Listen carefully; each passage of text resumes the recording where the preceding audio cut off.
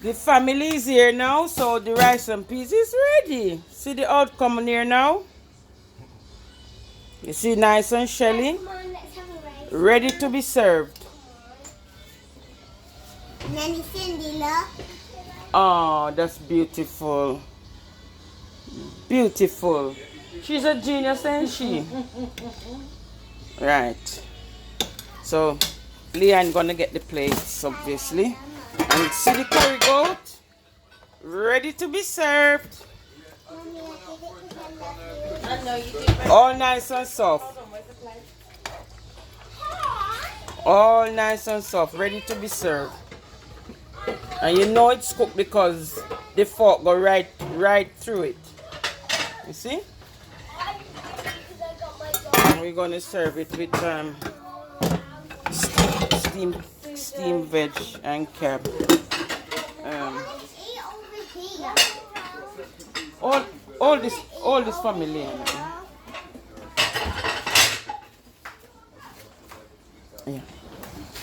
Can I eat over here? Can you wait a minute? I'm helping Nanny Cindy. Right.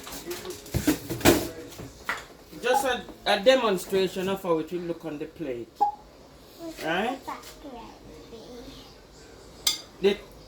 You'll find like the thyme and the pepper and stuff like that in it, but you put them all to one side. Okay? She's okay. Then the pimento seed and all that, you don't have to eat it. You can eat the pimento seeds. You understand? But you put them, you put like the ginger, the pepper, the thyme, you put them all to one side. Because these are just flavors. You understand?